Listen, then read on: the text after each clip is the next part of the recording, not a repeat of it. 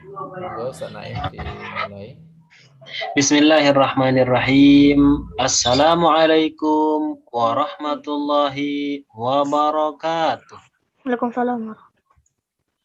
Alhamdulillah, alhamdulillahirabbil alamin wa bihi nasta'inu ala umurid dunya waddin wassalatu wassalamu ala asyrafil anbiya'i wal mursalin Sayyidina Muhammadin wa ala alihi wa sahbihi wa man tabi'ahum bi ihsanin ila yaumiddin amma ba'du. Anak-anak sekalian, kaifa halukum? Alhamdulillah. Alhamdulillah. Lebih khair mumtaz. Allahu Akbar. Masya Allah, ini kelas 4 yang sudah hadir. Ada Mas Amir, Mbak Fatimah, Mas Ahmad, kemudian kelas 5 Mas Adlan, Mbak Siha, Mbak Jilan, dan Mbak Areta. Ya, baik. Alhamdulillah anak-anak, kita diberi izin lagi oleh Allah Subhanahu wa Ta'ala untuk saling berjumpa walaupun masih di dunia maya istilahnya ya, dari tempat yang berjauhan, tapi mudah-mudahan walaupun dari tempat yang jauh kita tetap merasa dekat, kita tetap merasa berkeluarga. Baik anak-anak, tema kita pada sore hari ini akan membahas yang berhubungan dengan ibadah yang sangat dicintai oleh Rasulullah Sallallahu Alaihi Wasallam. Rasulullah menyebut terhadap ibadah ini anak-anak dengan sebutan qurratul ain. Nah, qurratul ain itu adalah penyejuk mata. Nah, ini ada anjuran buka dulu videonya katanya semua. Ayo silakan dibuka dulu. Dibuka dulu ya semuanya videonya. Nah, baik Ustaz, sambung lagi. Ibadah ini kata Ustaz tadi disebut dengan qurratul ain, penyejuk mata. Kalau penyejuk mata itu berarti sangat disenangi dan sangat digandrungi oleh Rasulullah Sallallahu Alaihi Wasallam. Kira-kira anak-anak tahu nggak ibadah apa kira-kira yang sangat disenangi oleh Nabi? Ada yang tahu di sini? Nggak tahu. Oh, nggak tahu. Padahal sebenarnya anak-anak sering melaksanakan ibadah yang satu ini, yaitu ibadah salat. Nah, kenapa kau Ustaz mengatakan paling dicintai oleh Nabi? Nabi pernah bersabda, "Ju'ilat as-salatu qurratu aini," atau kama qala, bahwa salat telah dijadikan sebagai penyejuk mata Rasulullah Sallallahu Alaihi Wasallam. Jadi Rasulullah kalau ingin menghibur diri maka dengan salat. Kalau Rasulullah lagi apa istilahnya kurang enak badan misalnya, maka Rasulullah salat. Sampai-sampai kalau Rasulullah sholat itu seakan tidak sadar apa yang ada di sampingnya, saking khusyuknya anak-anak. Nah, sholat ini kita ketahui ya macamnya itu banyak. Ada yang sholat wajib, itu mesti kita lakukan di dalam setiap hari, setiap malam, 5 kali dalam sehari semalam. Tapi anak-anak, di sana ada sholat sunnah. Kalau sholat sunnah yang terorganisir istilahnya, ya seperti sholat duha. Karena kalau sholat duha, kita ya di sekolah biasanya melaksanakan sholat duha gitu ya. Kemudian di sana ada sholat tarawih. Tarawih itu pada saat Ramadan itu juga terorganisir. Maksudnya bisa diatur karena biasanya kita ya mengikuti sholat tarawih itu. Isya kemudian disambung dengan tarawih. Nah, namun anak-anak ada satu sholat yang sangat sulit ya. Kenapa Ustaz katakan sulit? Karena memang tidak semua orang mampu melaksanakan sholat yang satu ini dengan rutin. Nah, dengan rutin ya. Nah, bahkan Ustaz sendiri tidak kemudian rutin sama sekali. Tiap malam itu Ustaz tidak rutin anak-anak. Jadi di sini bukan Ustaz kemudian merasa setiap malam melaksanakan sholat tahajud, tidak.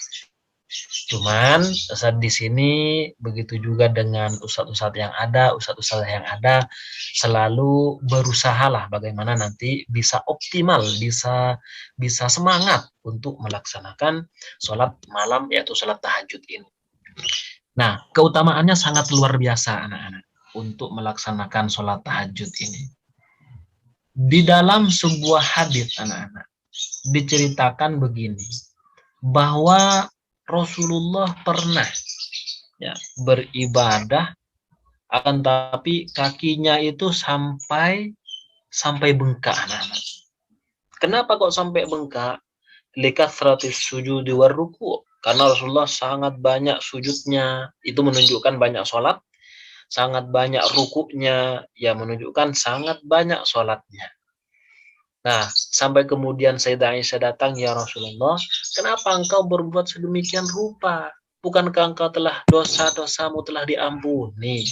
Ya kan? Dosa-dosa yang akan datang telah diampuni. Itu kalau Rasulullah punya dosa. Padahal faktanya memang Rasulullah tidak punya dosa anak-anak.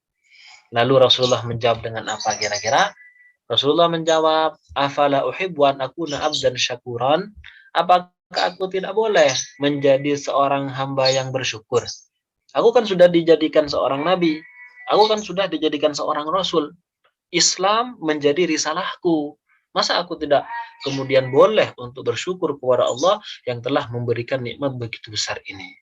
Nah, kita seharusnya bisa meniru Rasulullah Shallallahu Alaihi Wasallam, anak-anak. Kita juga diberikan nikmat yang begitu besar ya, kita dijadikan murid, dijadikan siswa, itu merupakan karunia yang sangat besar.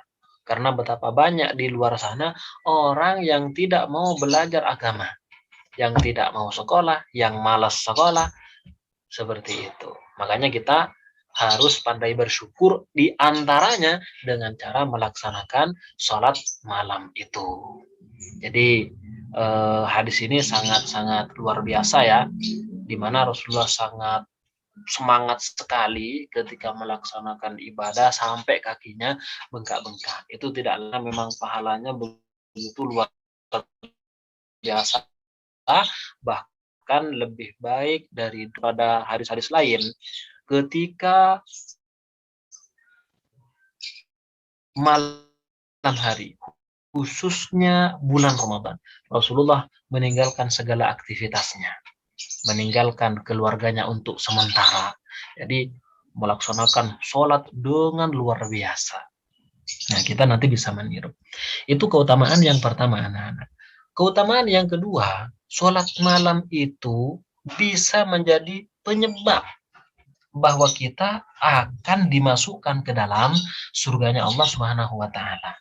Kira-kira ada anak-anak yang mau masuk surga di sini nih? Siapa saja yang mau masuk surga ini? Yang mau masuk surga angkat tangan ini. Kalau Ustaz mau anak-anak. Saya. Nah, bagus, Masya Allah.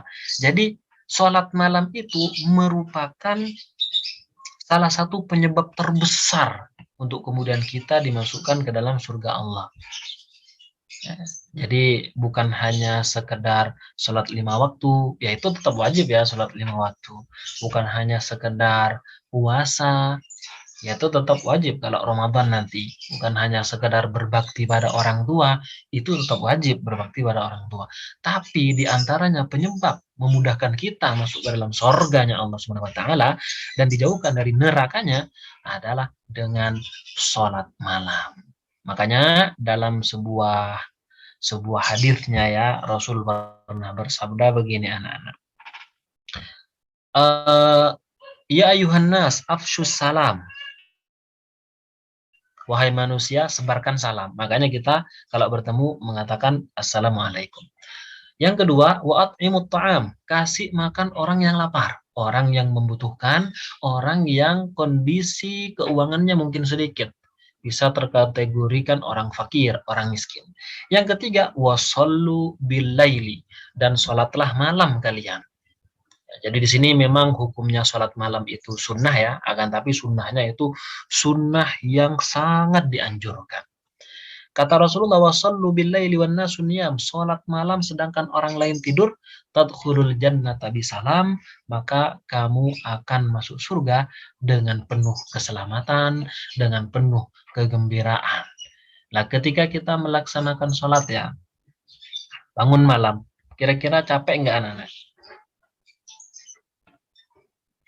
Ya, kira-kira ada yang mengalami capek? Wah, pasti itu ya. Kira-kira lemes nggak anak-anak? Cuma ngantuk. Nah, itu memang godaan anak-anak. Tidak ada suatu amalan yang kemudian pahalanya besar, namun godaannya nggak ada. Oh, itu nggak ada anak-anak.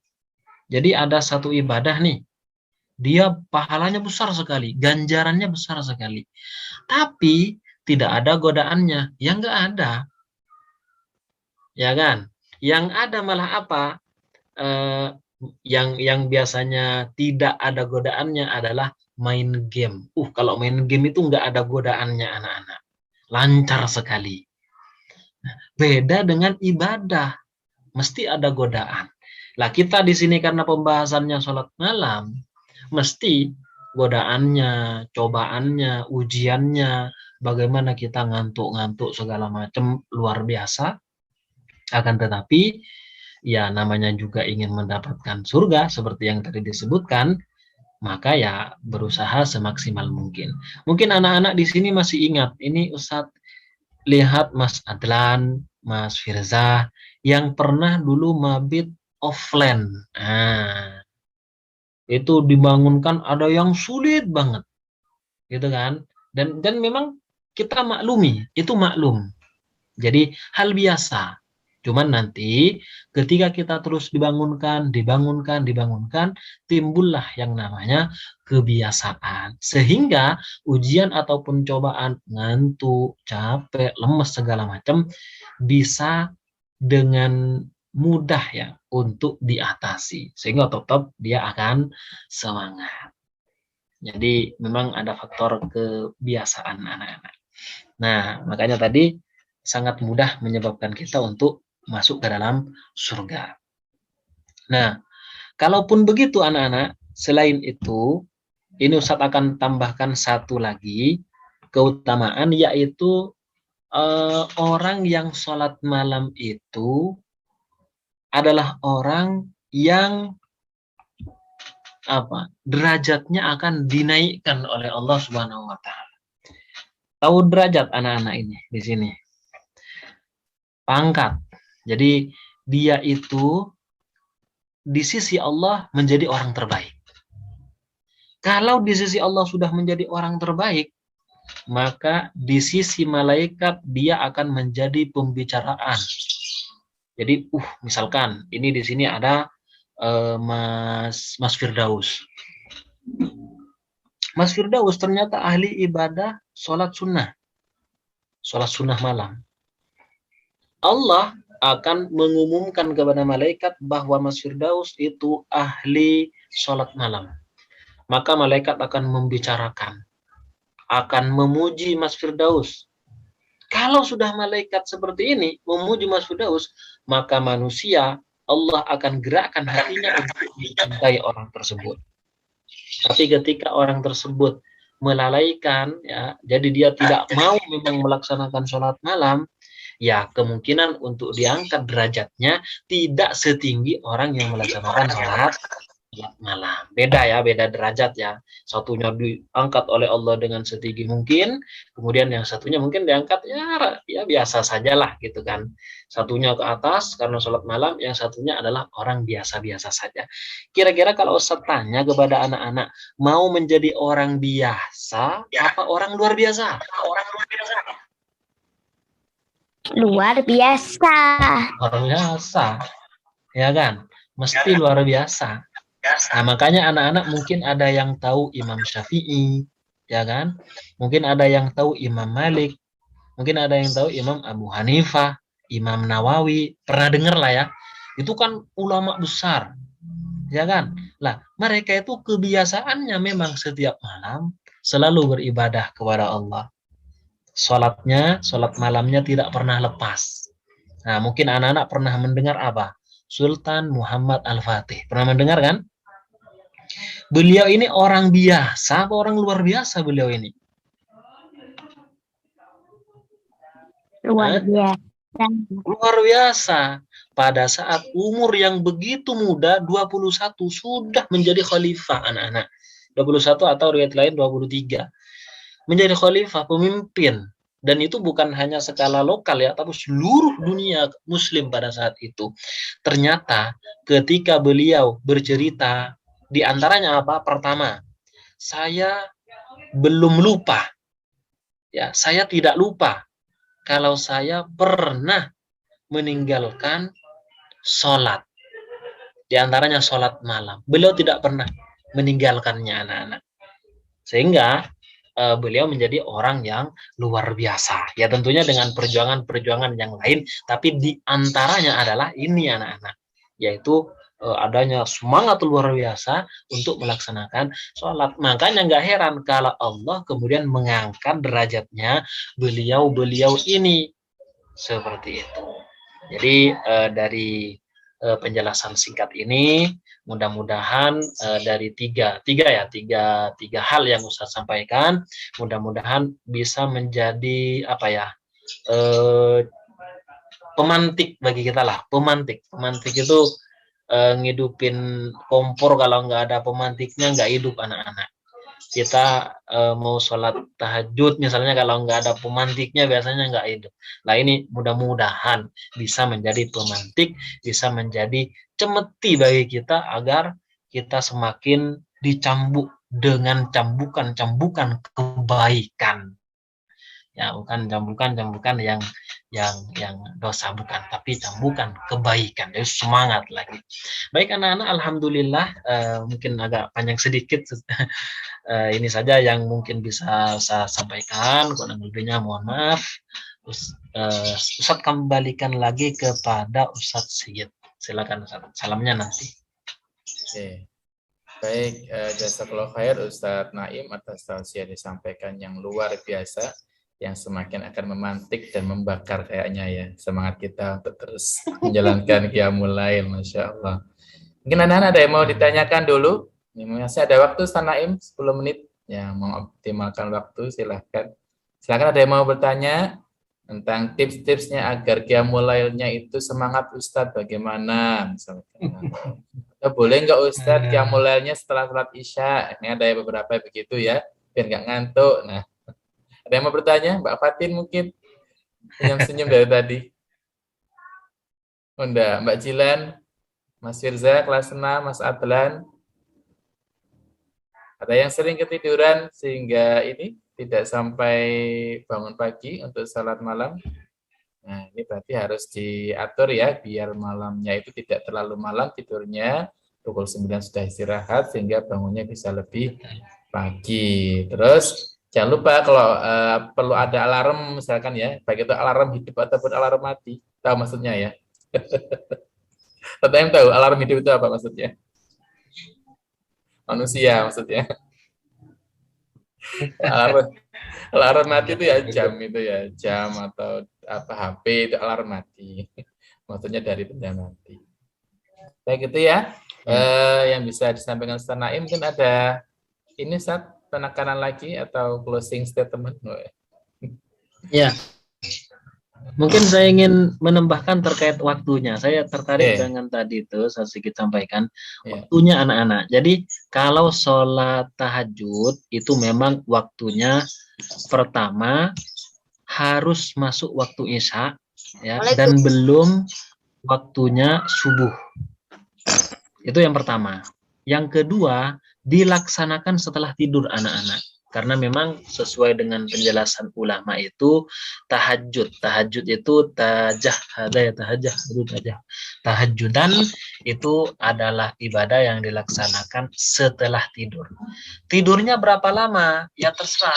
Yang penting dia namanya tidur, apakah ya mungkin 1 menit, asalkan memang benar-benar tidur itu sudah cukup. Bangun, setelah itu dia langsung melaksanakan sholat tahajud. Yang ketiga, harus sholat isya dulu anak-anak. Jadi sholat isya dulu ya, kemudian tidur, rangkaiannya gitu, masuk isya, sholat isya, tidur, bangun, baru kemudian sholat tahajud. Tanda-tanda kalau orang itu benar-benar tidur gimana? Tanda-tanda kalau orang itu memang tidur, dia tidak sadar terhadap kejadian yang ada di sampingnya. Dia tidak melihatnya, dia tidak mendengarnya, dan dia tidak merasakannya. Maka itu artinya benar-benar tidur, walaupun hanya 1 menit, kayak gitu anak. Ya, baik, ini saja Ustaz. Kalau ada yang lain mungkin anak-anak. Ada yang mau bertanya? Ya, sudah jelas ya. Tinggal menjalankan ya, Mbak Reta juga, Mbak Siha, Fatima, Amir, Ahmad. Ini ada yang belum hadir. Siapa yang belum hadir ini? Kelas 4. Oh, Mbak Salva ya sudah, Mbak Salva masuk. Mbak Akila ya, Mbak Akila kelas 4 belum hadir. Oh iya, Pak Akila. Kelas 5 sudah lengkap. Mas Ada Firdaus tadi Tauki. ada ya. Iya tadi, nggak tahu kemana itu. Keluar. Kelas 6 alhamdulillah bisa lengkap ya. Kalau minggu lalu hanya 1 orang, sekarang lengkap alhamdulillah ya. Semoga untuk pekan depan bisa istiqomah lagi anak-anak ya.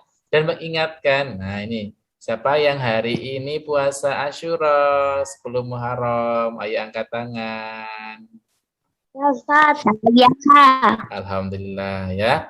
Nah, setelah ini bersiap-siap untuk buka puasa ya. Berpuasa sunnah di bulan Muharram, tepatnya di tanggal 10 yaitu puasa Asyura. Oh iya, Mbak Zalfa luar biasa semuanya. Saya juga. Oke, Mbak Jilan. Barakallah ya untuk semuanya sudah berpuasa. Semoga dosa-dosa kita yang setahun dan yang akan datang diampuni oleh Allah Subhanahu wa taala. Ya, paling tidak menjadi bekal amal solih untuk orang tua kalian bagi yang belum balik ya kan? Ya, orang tua kalian akan senang ya akan mendapatkan pahala dari putra-putrinya tercinta. Amin rabbal alamin. Baik itu anak-anak yang bisa saya sampaikan. Jazakallahu khair Ustaz Naim atas penyampaian tausiahnya. Mari kita akhiri tausiah mabit online pada kesempatan sore hari ini dengan membaca doa kafaratul majelis, dan ingat setelah maghrib jangan lupa membaca surat Al-Kahfi paling tidak 10 ayat awal atau tengah atau akhir, atau 1 surat boleh bagi yang sudah hafal. Kemudian nanti malam dipersiapkan untuk qiyamul lail ya, setelah sholat isya, kemudian tidur sejenak tadi Ustaz Aim sampaikan, kemudian bangun untuk melaksanakan qiyamul lail tahajud 2 rakaat ya minimal, kemudian witir di rakaat ganjil sebelum subuh. Mari kita akhiri dengan bacaan doa akhir majelis. Subhanakallahumma wa bihamdik asyhadu an la ilaha illa ant astaghfiruka wa atubu ilaik. Dari saya cukup sekian. Wassalamualaikum warahmatullahi wabarakatuh. Waalaikumsalam warahmatullahi wabarakatuh.